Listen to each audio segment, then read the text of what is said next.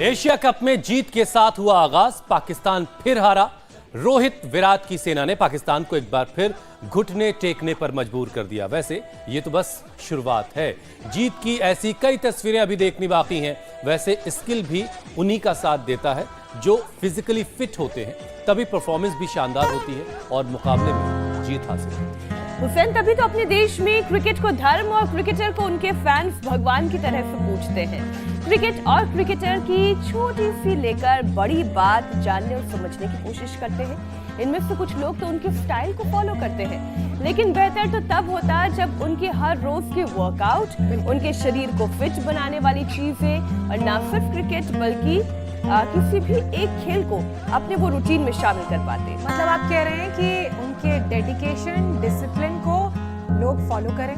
बिल्कुल ठीक आप कह रही हैं मीनाक्षी, लेकिन हेल्दी लाइफस्टाइल अपनाना तो दूर, ज्यादातर लोग उल्टे जाने अनजाने सेहत बिगाड़ने में लगे हुए हैं और इसका असर उनकी जिंदगी पर साफ तौर पर दिखता है।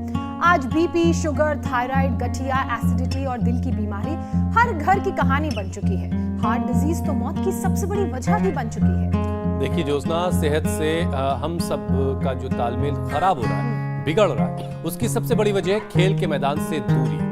फिजिकल वर्कआउट जो ग्राउंड पर हो जाता है वो अब घर में गेमिंग करने से नहीं होगा ना। ये कितना दुखद है कि हम योग प्राणायाम की बात भी तभी करते हैं जब शरीर में किसी तरह की कोई दिक्कत आने लगती है।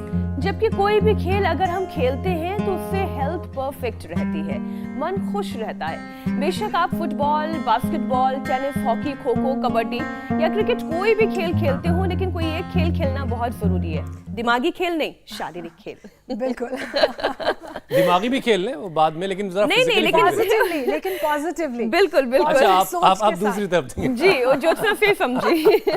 देखिए ऐसा है कि खेल को तब याद नहीं करना चाहिए या फिटनेस को तब याद नहीं करना चाहिए जब हम बीमार हों, बल्कि इसे हमें अपनी लाइफस्टाइल का हिस्सा बनाना चाहिए। रोजाना कोई भी खेल खेलने से शरीर में ताकत आती है, लंबाई बढ़ती है, बॉडी बैलेंस बनता है, अच्छा मसल्स डेवलप होते हैं, बोन स्ट्रांग होती है और सबसे अच्छी बात मेंटल पीस के साथ साथ कंसंट्रेशन भी बेटर होता है। और बिल्कुल इसका एक नमूना मैं भी हूं, एक मिसाल, क्योंकि मैंने भी बहुत गेम, आउटडोर गेम बहुत खेला। खेल हर एक की जिंदगी में बहुत मायने रखते हैं। वैसे आज हॉकी के जादूगर मेजर ध्यानचंद जी की एनिवर्सरी भी है, जो नेशनल स्पोर्ट्स डे के तौर पर मनाई जाती है। तो आज के दिन कम से कम कोई खेल खेलने का संकल्प जरूर ले लीजिएगा। तो चलिए नेशनल स्पोर्ट्स डे के मौके पर यह संकल्प हम सभी लेते हैं कि किसी ना किसी खेल को अपने जीवन में हम शामिल करेंगे लाइफस्टाइल के रूप में। साथ ही फिट रहने के लिए रोजाना योगाभ्यास भी करेंगे। और स्वामी रामदेव भी हमारे साथ जुड़ चुके हैं। देखिए शीर्षासन में स्वामी रामदेव नजर आ रहे हैं। स्वामी जी बहुत बहुत स्वागत है आपका। प्रणाम। मुझे ऐसा क्यों लग रहा है स्वामी जी आप मुंबई पहुंच गए? आज आउटडोर गेम्स की बात होनी है, लेकिन आज स्वामी जी इंडोर हैं। अब आप इंडोर योगा देख रहे हैं ना, तो आपको पता लग जाता है कि इंडोर योगा में वो मुंबई में आ गए हैं। और वैसे भी आपको अभी दूर की दृष्टि हासिल हो गई है।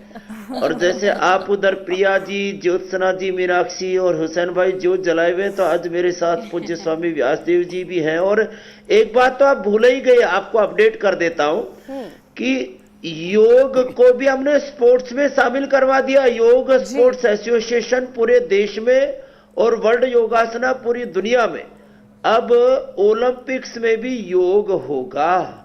ये आपको सूचना पूरे मुझे देनी भी थी और ये जरूरी भी है। ये बड़ी और शानदार बात है। करते करते जब तक पीसीआर वाले हमें वापस जोड़े आपके साथ, तब तक मैं एक बात बताना चाहता हूं। रोज कम से कम 1 से 2 मिनट तो शुरुआत करें शीर्षासन और सर्वांगासन की। ऐसे शीर्षासन और सर्वांगासन के बाद फिटनेस के लिए सबसे अच्छा है कि हम, जी मेरे भाई, आप रोज कम से कम सूर्य नमस्कार भी जरूर कर लें।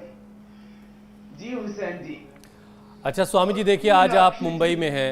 देखो अब जिससे जितना, जी तो आज एक बहुत खास दिन भी है स्वामी जी। आज मेजर ध्यानचंद जी का जी कि आज जन्म दिवस है। आज उनके जन्मदिन को नेशनल स्पोर्ट्स डे के तौर पर हम मनाते हैं। खिलाड़ियों को सम्मानित किया जाता है। तो किसी भी तरह की फिजिकल एक्टिविटी से एक बात तो साफ हो जाती है कि इससे फिटनेस बढ़ती है। आउटडोर गेम बहुत ज़रूरी है। तो योगाभ्यास के साथ साथ जरा ये भी समझाइए कि जिंदगी में किसी एक खेल को शामिल करना कितना जरूरी है और क्यों जरूरी है। देखो मेरे भाई हुसैन, हमारे पास गांव में बहुत ज्यादा संसाधन नहीं थे, ये सच्ची बात है। हमारे को खेलने के लिए महीने का कोई 5 रुपए का भी कोई खर्चा नहीं मिलता था कि कोई क्रिकेट की बॉल खरीद के लिए आए। गिल्ली डंडा जरूर खेला करते थे, जो घर में कपड़े पुराने हो जाते थे उनको बांध करके और उसको सुई धागा से सील करके तो एक तो बॉल सी बना लेते थे और उसी से हमारा तो गुजारा हो जाया करता था। तो हमने बिना पॉकेट मनी के, बिना किसी गेम के भी फिर भी गेम खेले। आप सोचो ना, गिल्ली डंडा खेला, फिर दौड़ लगाई, कबड्डी खेली, कुश्ती गांव से ही सीखनी शुरू की। फिर गांव में बड़े बच्चे वॉलीबॉल खेला करते थे तो वहीं से ही पहला वॉलीबॉल हमने खेला। 1-2 बार अंगुली थोड़ी बहुत टूटी फूटी। फिर फुटबॉल भी खेला, फुटबॉल के साथ वॉलीबॉल के साथ फिर खो खो भी खेला। उसमें बिना पैसे के खेल है, उसमें पैसा खर्च नहीं होता है। और फिर उसके बाद तो आपने इंडिया टीवी पर मुझे सब कुछ खेलना सिखा दिया। अच्छा स्वामी जी, आपका पसंदीदा खेल कौन सा रहा इन सभी खेलों और के सब कुछ झेलना भी सिखा दिया।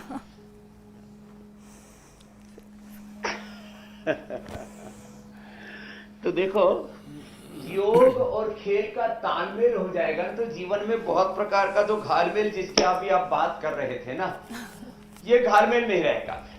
किसी को बीपी हो रहा है, खिलाड़ियों को बीपी हो जाता है, खिलाड़ियों को स्ट्रेस बढ़ जाता है, किसी को बीपी, किसी खिलाड़ी को शुगर, और युवराज को तो आपने देखा ही था कैंसर भी हो गया। तो ये जीवन में घालमेल है ना बीमारियों का, इससे बच जाएंगे और जीवन में अच्छा तालमेल होगा। तो हम प्रतिदिन योग भी करें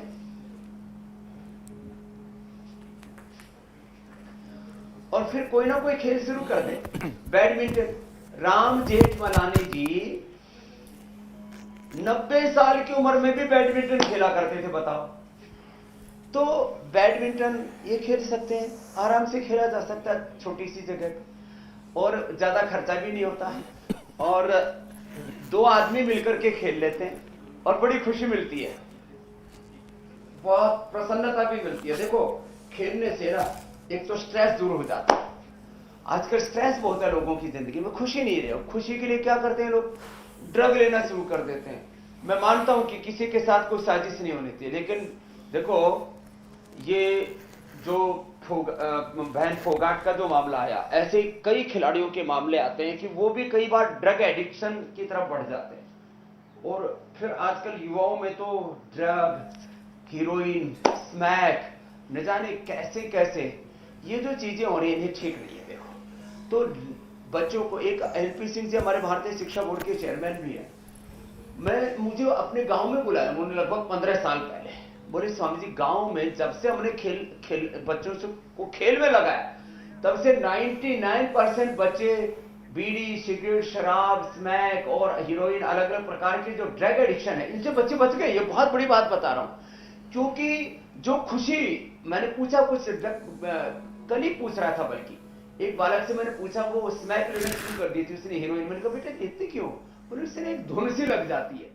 इंडिया टीवी हर वक्त हर जगह डाउनलोड करने के लिए सर्च करें India TV news Google play store या ऐप स्टोर पर।